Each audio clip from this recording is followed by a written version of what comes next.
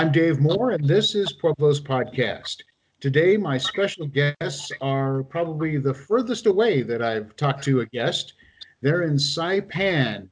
It is Aria and Grace Keilbach. Hello, ladies. How are you? Hello, we're good. How are you? Doing well. Now, I'll get a little bit of background on both of you, if I could. Tell us about your background in Pueblo and how you grew up in Pueblo and what got you to Saipan. Okay, our parents were both born and raised in Pueblo, and so were we. Our mom moved out to Saipan in 2017, and Aria moved out in 2018, and I moved out this past year, so we've been here on and off a lot throughout the past 3 years, but also back in Pueblo as well. Okay. And so people can get an idea, you're actually 16 hours ahead of mountain time right now. So it's about 4:30 in the afternoon on a Monday while I'm talking with you, and it's 9:30 in the morning on Tuesday. Yes, we're living in the future. You're in the future. Now tell us where Saipan is so we can get that in our mind on the globe. Yeah, so Saipan is a U.S. territory, part of the Northern Marianas Islands, and it is located next to Guam. So we are way out here in the ocean, kind of, if you look down from South Korea, you might find a little dot on the map, but that's if you're looking very, very hard. Okay. And how large is the island? It is not large at all. It's a little bit smaller than Pueblo. So it's about 12, 11 miles by 5. That's about Okay. it. And most of it is jungle. So Really? Okay. And so when you first arrived in Saipan, Arya, what kind of led you to what you do now with the dogs that you found?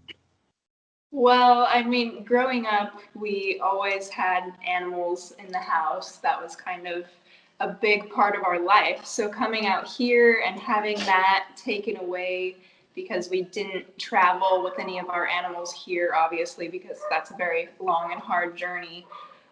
There was kind of a piece missing in our household, and then you add on the seeing the neglect every single time you leave your house of dogs on the side of the road Hmm. or in the middle of it hit, and then the ones chained in yards who are just being starved on purpose, or you'd see people throw them on the beach to get rid of them. And so having our background of caring for animals so much and then seeing all those horror stories was a very big deal to us, and we knew that very soon we knew there was something that we had to do about it. Sure. And tell us how the dogs ended up in Saipan and why they are there. Yes, so a lot of people don't realize the historical significance of what we call Boonie dogs here. It's a very unique term, Boonie dogs, and it's pretty much only in Saipan and Guam that you will hear that term. And that means that from World War II, Saipan had a great significance. I'm sure that most people have heard of the Suicide Cliff, and we can see it from our house. And so Saipan has great historical significance. You drive down Beach Road and you'll see tanks in the ocean, and you'll find pillboxes and all that kind of stuff. Plane crashes. You go hiking and you'll find bottles and great bombs that still are sitting there in the jungle. So Oh, yeah. So there's historical remnants everywhere, and that includes the Boonie dogs, who are the legacy, and their ancestors were the war dogs who fought in World War II. So the bomb sniffing dogs and the dogs who sniffed out enemy through the jungle. They had a great significance in the war because of the thick jungle here. They were utilized greatly. And then after the war, they were some were left behind, some got loose. And over time, that just led to what we know now as Boonie dogs. wow, that's so interesting. So these dogs have been there since World War II, and Saipan and Guam played a pretty big role in the South Pacific battles, right? Yes, they did. One of our neighboring islands, Tinian, It's about less than a 5-minute flight from here. We can see it. That's where the atomic bomb was held and launched from. So if you jump on over there, you can see the where the atomic bomb was kept, which is it's a cool little history trip. Wow, that is amazing. And so when you arrived there, you saw the dogs and figured out that a lot of people weren't taking care of them. And how did you first, what do you remember the first set of dogs or first dog that you found? Yes. So I remember I got here and obviously saw all the neglect, and I remember looking up and trying to find where to call to report animal cruelty, as you do in the States, to call and be like, hey, there's a person beating their dog right now. Go get them. And I couldn't find the number, which was really confusing. So I looked up Saipan animal cruelty laws, and there were none. There were absolutely zero. There's no animal control. There's no animal cruelty laws when I first arrived. And the first animal cruelty law was actually only enacted in 2020, mid 2020, and it's still not enforced. So my first rescue was the dog that I had searched up, how to report animal cruelty, was a dog that was being chained in her yard. So she technically was owned, but that is a very loose term here. Obviously, had a collar, chained in the yard, but not taken care of whatsoever. And I remember driving past her every day to and from school, and I kind of just had it in my mind of there's nothing I can do. She's chained up. I can't do anything. And then over weeks passed, and she turned into an absolute skeleton. This was a very big dog, maybe like lab size for people who know. But you could see every single bone in her body. And so I was like, you know what? The least I can do is pull over and go into this yard and feed her. And so on my way back from school one day, I stopped on the side of this very busy road, and I got on my car with my dog food, and I walked up very hesitantly, knowing that this is her territory. She's chained up, probably has been chained up her whole life, doesn't know people. She isn't going to be nice. And I walk up with this food, and I'm calling to her, and I'm talking, and I step in a puddle because it's been raining hardcore all day because it was rainy season, which is basically just storm, storm, storm. So she's out in the rain, and I step in a puddle, and I look down, and there's a 3-week-old puppy laying in the puddle. Oh gosh. Yes. So I scoop up the puppy. It's miraculously still breathing, but obviously it's soaking wet and covered in fleas and ticks.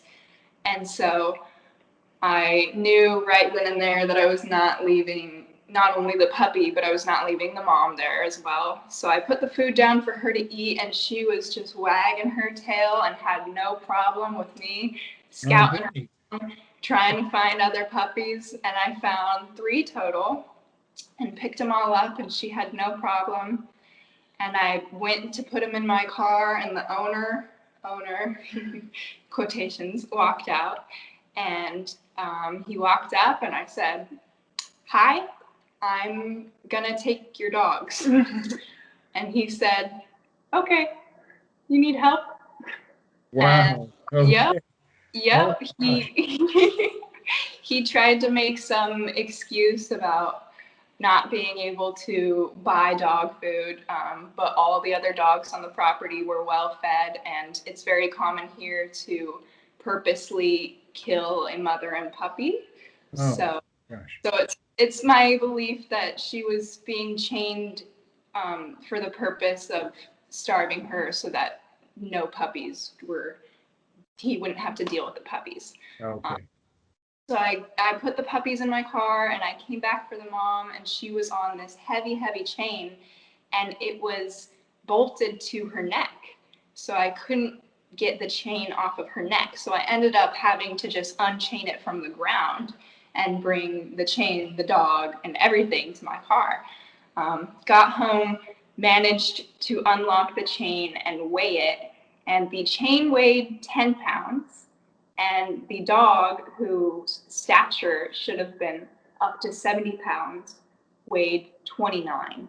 Oh my gosh. That, if you can imagine the emaciation that requires for a dog of that size to weigh 29 pounds. And 2 puppies didn't even make it through the night, but the third did. And that was our first kind of rescue and foster. And we fostered the puppy and he got adopted. And then Mama, we fostered for a long time to get her health back. And it took her a while to gain back that weight, but she did. And then she got adopted as well and is happy and healthy in her new home. Oh, terrific. Now, are they adopted there in Saipan or where they are? Yeah. Okay. So some people there do take care of their dogs.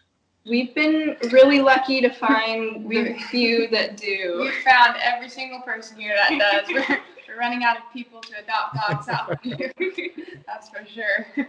There's definitely more dogs than people. And then, Grace, you arrived a little while after Aria had been in Saipan, right? Yes. So I had been here on and off throughout the years. I'd spend my summers and breaks out here. But I just permanently moved out here June 2020 due to COVID.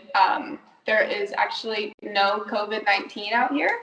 Oh, wow. They quarantine and shut the island down. So when you come in, you have to do a mandatory 2-week quarantine in a hotel and take some tests. And then when you get let out, you're free to roam the island. But yes, we have no coronavirus. So it's kind of a alternate universe out here. Oh, sure. I can imagine. Oh my gosh. And you have you have a name for your rescue, right? Yes. So we really loved the uniqueness of the name for the dogs that kind of showed this is our island. This is the only place you're going to find these dogs. So we call our little organization Boonie Babies. Right. That's terrific. Oh my gosh. And I have seen some of your videos online too. They're just incredible with the how you save the dogs, and it looks like you have one there with you, right? Yes, we do. This is Stevie. She's with us because she will scream if we put her anywhere without us. She's one of our current fosters. She was actually thrown out of a car and abandoned. So she's partially blind from getting tick disease after starving on the streets. And then her jaw is broken as well, so she can't open up her jaw much more than half an inch. So we're working with some medical problems as usual, but she'll be happy and healthy in no time. So She's a cutie. Oh my gosh. She's a little sweetheart. She's just the sweetest little thing and always so trusting, which is what we find with a lot of our dogs, that despite the human abandonment and abuse that they face, they're always more likely than not, they're always very trusting and willing to come with us and warm up pretty fast. Are you able to find a veterinarian on the island, someone that can help you with any kind of medical problems that the dogs have? So there is a clinic on island completely ran by volunteers. It's a nonprofit organization ran by a wonderful woman here and some other awesome ladies and people. But there is no certified vet on island. So it's kind of like some back alley medical care. That's how to describe it. These ladies definitely know what they're doing over the years of experience that they've got. But it's ran out of a tiny 1-bedroom concrete house that they converted into a shelter. So when you get to the shelter, outside is the waiting room. They have a little tarp tied to the roof, so you sit out there, and it usually takes about 2 hours every time you go because that's how many people are there every day. So you definitely get the temperature here is always 84 with a humidity of 90%. So you sit out there for 2 hours and you drip and sweat, and then you get to go inside. And inside is this very tiny little living room and kitchen area, which is the patient treatment room. So you don't go as a normal vet, you don't go back to a room or an examination table or anything like that. You are in the kitchen living room, where that's where the desk is, that's where you pay, that's where the medical equipment is, that's where they always have about 15 dogs just running around in there too. And it's a very small area, so you got to watch out where you're stepping, but a lot of the shelter dogs hang out in there. So we take our dogs there into that little living room, and that's where they provide all of the medical care that they can. So the extent of that is vaccinations. Tick disease is an extremely common and deadly thing here, so we get the antibiotics for tick disease. All of our dogs always have worms as well, so they get some stuff for that. And they have a handful of other antibiotics and shots that they can do for various different things if you bring your dog in. But if it's anything past that, if your dog needs surgery, even if it's just a minor surgery, let's say a dog has a broken leg. So very, very common things out here are broken legs, or something happens with the dog's eye, anything like that, you are in trouble. There's nothing they can do.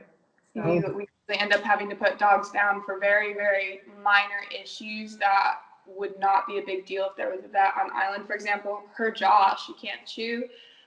We have no idea if it's an easy fix or not, or if it's fixable. But if we had a vet here, they could definitely possibly take a look at that and help us out in some way. And the biggest issue with not having a vet is there are no spay and neuters. Right. I was going to ask about that. Yeah, we haven't had a permanent vet on island for over a year now. We had 2 visiting vets come for about 2 weeks at the end in December 2020, and that was extremely helpful. But I mean, the clinic has a list, and there's over 500 dogs on that list. So that's just people and owners putting their dogs on the list. So obviously a vet here for 2 weeks can't even begin to make a dent in that list. That just keeps growing, and that's not even a fraction of the total population that needs to be spayed and neutered. Oh, sure. Well, we need to put the word out that if you're a vet who would love to live in a tropical paradise, yes. I know. I don't know how we haven't gotten anybody yet. It's tropical paradise. There's no COVID. The clinic will pay for housing and transportation for a vet willing to come. Yeah, so if there are any vets who would like to come visit for however long, you have to do a 5-day quarantine when you get here, but it's all paid for. So you get a nice stay at a beachside resort. So you can take 5 days to yourself, and then you get to come out into tropical paradise, and all costs are covered. Spay and neuter some dogs. well, if I was a vet, I'd be signing up right now. I know. You would think. And that's really something. And we have, our podcast has been listened to all over the world, in Ireland and China and Russia and Hong Kong and of course the United States, and maybe someone will think, hey, I'm a vet. Let's give this a try. That would be amazing. And we do actually, thanks to generous donations from people who have heard our story, we do have the funds to actually pay for a vet's flight ticket out here and back. So it would really be an all expenses paid trip, and it would be making such a difference for the lives of these animals on the island. Oh, sure. That would be great. So what is the flight like? You leave from Los Angeles and then so there are a few different ways to get here. One includes the longest, I think it is the longest flight from the continental US, and that's from Denver actually to Seoul, Korea, and that's about 15 hours. So that's a long leg. And then from Seoul, it's about a 5-hour flight to Guam, and then from Guam to Saipan, it's about a 30-minute flight. But now with COVID, international travel is very restricted. Sure. And so pretty much the only way to get here is through Hawaii. So that's to LA, and then Hawaii, and then to Guam and to Saipan. But that's any way you get here, it's about a 2-day trip at least. That's from the flight hours, that's your time spent in the airports. And then Guam, usually when you fly into Guam, your flights don't line up correctly. There's only one flight from Guam to Saipan every day, and I don't think it's even every day anymore. But you usually get stuck in the airport overnight for a lot as well. So it's yeah, it's brutal. It's a long trip, but it's definitely worth it. Nothing beats when you get here and you open your window and you can see the islands coming in and you're flying over the reef and the beautiful crystal clear waters. Nothing beats that. It makes it all worth it. Sure, and it's just 100% different than the high desert of Pueblo, Colorado, isn't it? Oh yeah. About the most extreme difference you can make. Right. And how have you ladies adapted to life on Saipan? It has definitely been a complete, culture shock, environment shock. That big of a change is crazy, but it has been an incredible experience overall. Mm-hmm. Yeah, so it's a true melting pot out here. The majority of people here are from South Korea, China, Japan, and Russia. So we are definitely the minority, and then also the local population as well, which is Chamorro. So there's a great mixture of people here, lots of people to meet and cultures to learn about, but lots of different things from Pueblo, for sure. And then just the ocean life as well. We've had a few situations in the water of us just not knowing what's safe and what's not, and we made it out of all of them, but just little things that you have to learn if you're going to live here, like, the tides and what to watch for, and the reef current. Yeah, which beaches have jellyfish and things that you need to look out for. That us Colorado girls are a little foreign too. Yeah, but it's definitely taken some time to get used to. And another fun fact about here, there are no addresses on anything. So if you want to get somewhere, especially like a hiking trailhead or a specific beach, you have to know where it is. You have to have somebody take you because there's no directions. You can't type it into Google Maps or Apple Maps or anything. You can ask a local and they'll say, take the windy road and past the coconut tree. You're going to turn left and look for a flower bush and then go a little bit further and you're going to see a yellow house. So now that we've been out here for a little bit, we really have started to meet some amazing people and find out all the cool local spots. So it's really nice getting to experience it on a deeper level. Sure.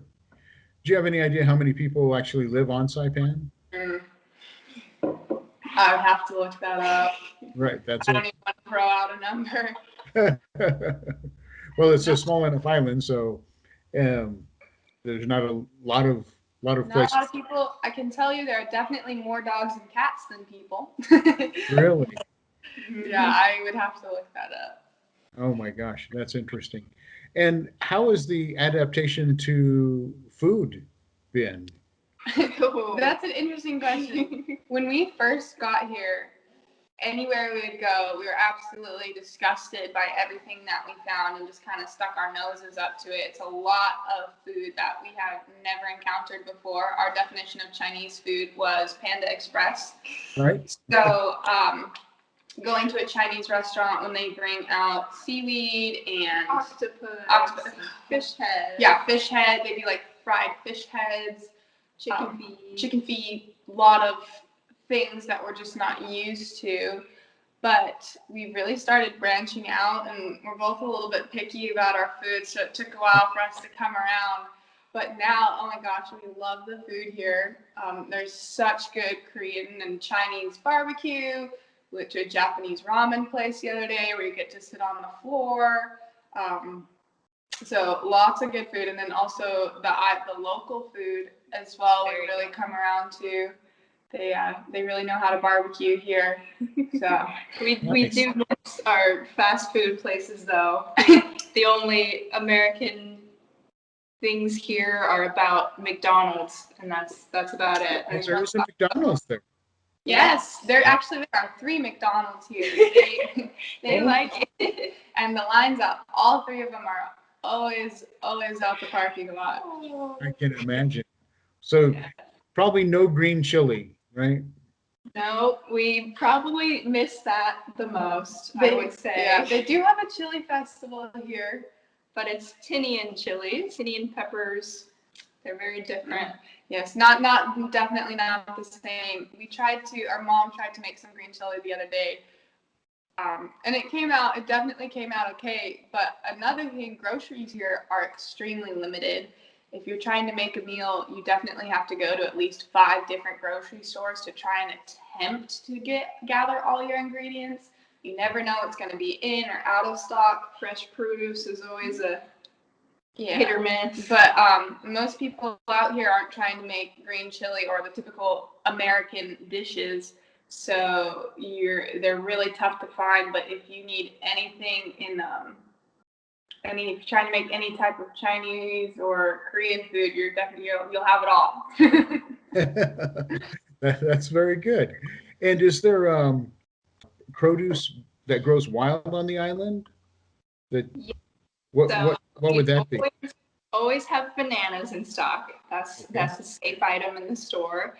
There's star fruit, mangoes, papayas. I mean, just in our backyard alone, we have all those trees, which is very, very cool to learn. I mean, we were living here for months until a friend came over and said, "That's a mango tree," and we were like, "What?" Well, actually, we were at our neighbor's house for a little barbecue, and they always give us these. It's like a ginormous grapefruit. They're about this big. There's a local name for it.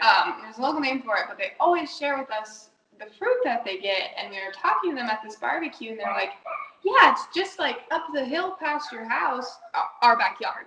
So like, Right? yeah, we're getting all this fruit from your backyard. I can't believe you didn't know it was back there. Oh, okay. Thank you for sharing with us our backyard fruit. Yeah, we didn't know. We had no idea it was back there. Oh, yeah, we were like, "Go ahead and keep picking them." Yes. We have no idea how. Are both of you able to do any type of school work or college work there? Yes, so I am currently taking full-time online classes from a university in Florida, which I was previously attending, Nova Southeastern University. So my school down there switched to online, and then I came out here and now I have my classes in the middle of the night with the time change, but it's definitely nice to be able to do what we're doing out here and still continue taking classes.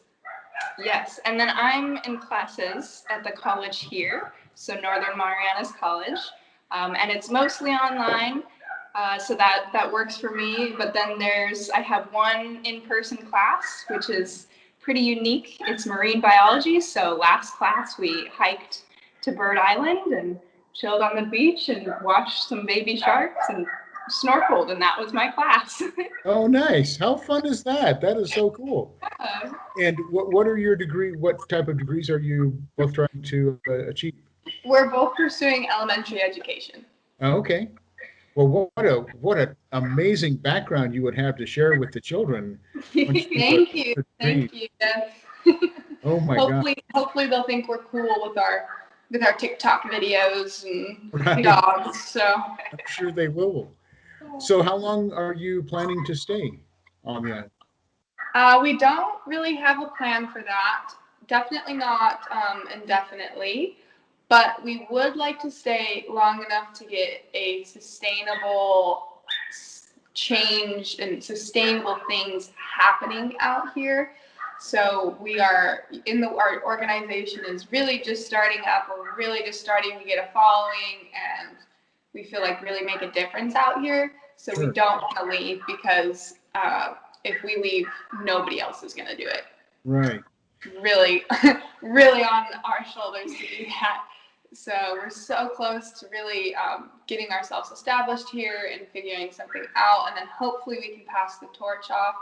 So I would say maybe 6 months to a year, but we definitely won't be leaving until we feel like what we're doing is going to keep happening. Oh, sure. That makes sense. Is there local acceptance to what you've been doing? And is the government, is it going along with it? Local acceptance, I would say absolutely. I mean, it's been very great and eye-opening to be able to work with locals and educate about animals, because that is a very foreign subject. I mean, people don't have what we would call pets. I mean, they own dogs, but they don't know that they're supposed to be fed twice a day. They don't know about grooming or anything like that. So that's been really a fun experience to kind of work with them, because many people are willing to learn. It's just they didn't grow up with it. It's not in their culture. It's nobody's fault.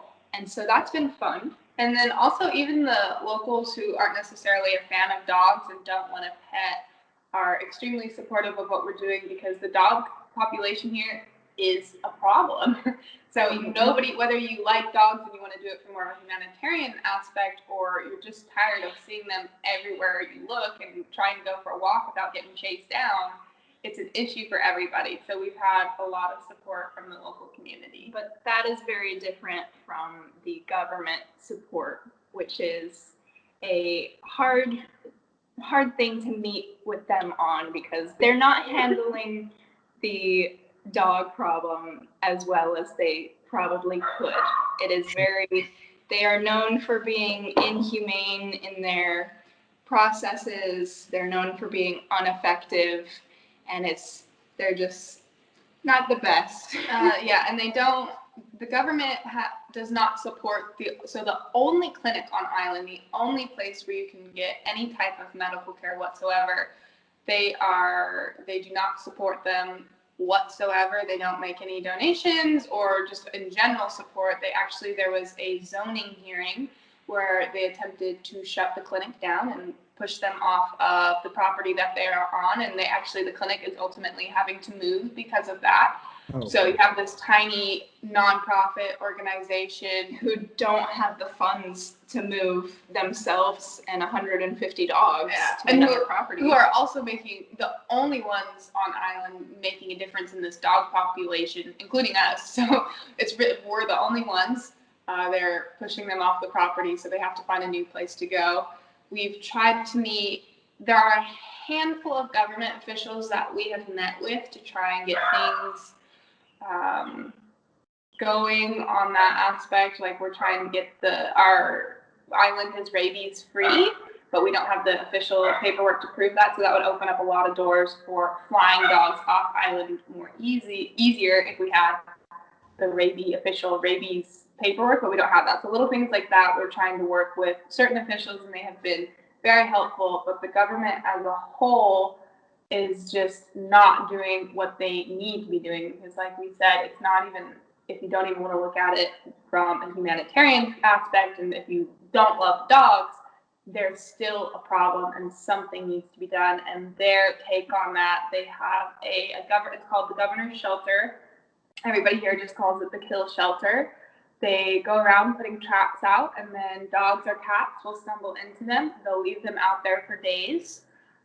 This heat is unimaginably hot, so that's already off to a bad start. They will leave them out there for days, and then they'll go back, check the traps, bring them into the shelter, and then we have heard some true horror stories of what goes on in there. So it's not just a peaceful catch and put down, which is what they ultimately are supposed to be doing, which is still pretty heartbreaking to us, but it's not humane the way that these dogs go when they're caught.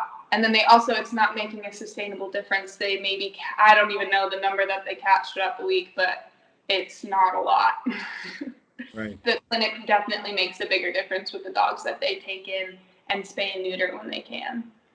Well, I hope at some point you're able to convince them that there's a benefit to taking care of the animals on the island. We hope so too. And maybe we can get some veterinarians to come to the island and help you with the spaying and neutering and help you with some of the care that needs to be done to the dog. Yeah, you truly can't imagine how bad the situation here is until seeing it. Oh, sure. You really can't. So we need all the help we can get, and we appreciate people like you who reach out just listening to our story, because this goes a lot further than they think. Sure. And how can folks in Colorado and around the world, for that matter, how can they support you and what you're doing? So the way that they can support is really just either following us on our social medias. We have Instagram and Facebook at Boonie Babies, our TikTok, watching the videos. That helps us tremendously, just spreading the word, getting it out there of what's going on and what we need. And then also donations are incredibly helpful, especially to the clinic here right now as they're trying to move to a different property and they don't have the funding to do so. They are called Saipan Cares for Animals, and any donation towards them helps us. It helps the entire community and all the dogs here. So that would be a huge help. So just Google Boonie Babies and follow the links to find out. We if you do Google anything related to just Boonie dogs, we're going to be one of the first things that pops up. So we're not too hard to find on there. All right. Well, I've seen some of the videos and some of the social media posting, and I remember seeing you found a dog and some pups along the side of the road and got them into your car.